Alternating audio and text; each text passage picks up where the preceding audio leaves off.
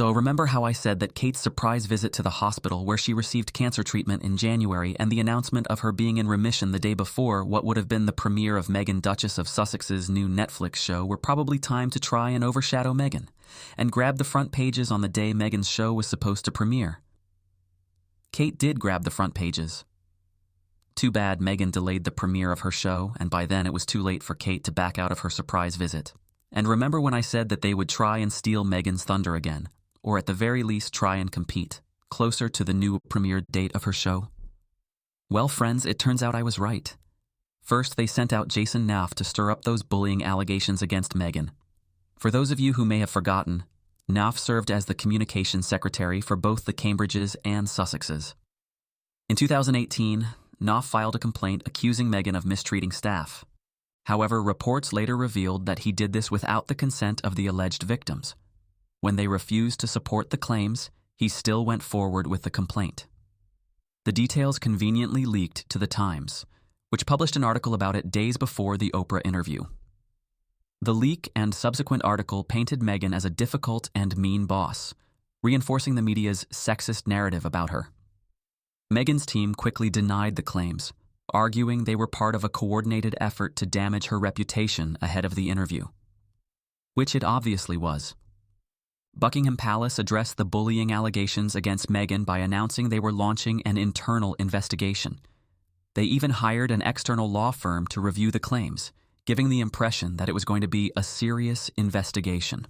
On June 19, 2022, Buckingham Palace announced that it would not release the findings of its investigation into bullying allegations against Meghan because it was all for show and they had no evidence.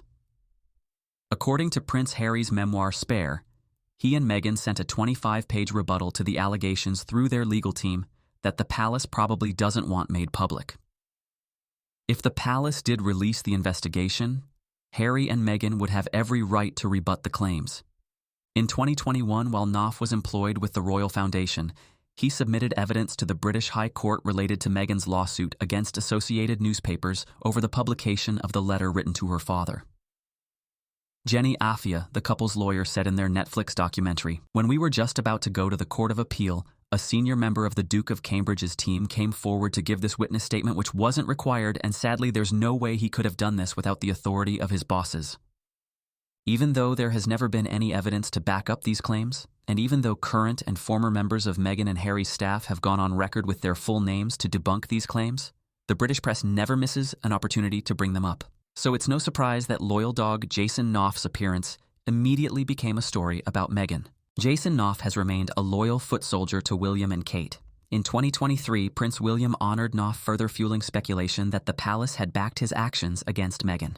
Now in March 2025, as Meghan prepares to release her Netflix show With Love, Meghan, Jason Knauf has returned to the spotlight to stir up those allegations, participating in a sycophantic documentary on 60 Minutes Australia that was supposed to be about what a great king Prince William will be.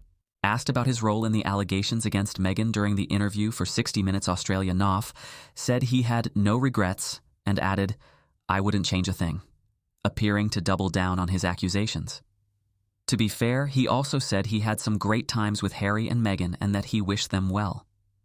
However, it's also inconceivable that he wouldn't have sought William's permission to give this interview, given that he remains a close friend of William, as the documentary makes clear. This was very obviously time to mess with the premiere of Meghan's show. Even the Daily Beast's royalist said that Knauf's interview makes it look like Prince William is trying to one-up the Duchess of Sussex. No shit. Even though the British press tried to make a big deal out of Knauf's appearance, it didn't go down well. Because one, it was such a transparent move against Meghan. Again, there is no way Knauf would have talked about the Sussexes without Prince William's approval. Knauf could have easily sidestepped the question even more than he did. It makes William look petty.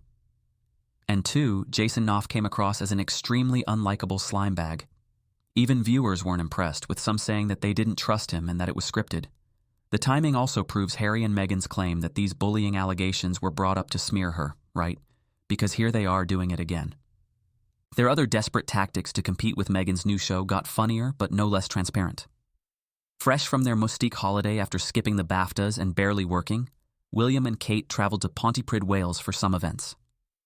They showed up 90 minutes late and helped bake some treats at a bakery. Take that, Meghan.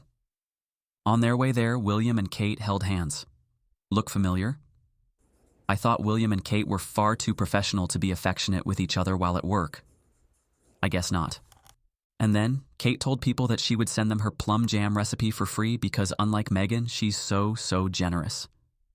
William was even heard swearing that Kate's jam is the best. You hear that, Meghan?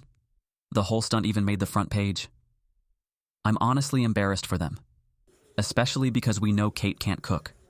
She knew exactly what she was doing with that jam comment.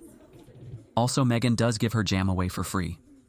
Meghan actually gave away her jam for free last year to her friends, and she has literally never sold any jam, so it's all so pathetic and only shows that the Waleses are threatened by Meghan and her upcoming Netflix show.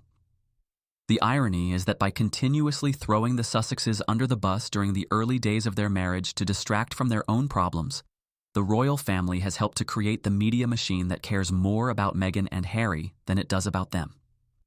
Besides, it's hard to compete with someone who's on billboards in Times Square and gets 16.5 million views per Instagram reel. All their efforts to overshadow Meghan have fallen a bit flat as Meghan and her Instagram continue to dominate the news cycle. Thanks for watching, and please don't forget to like and subscribe.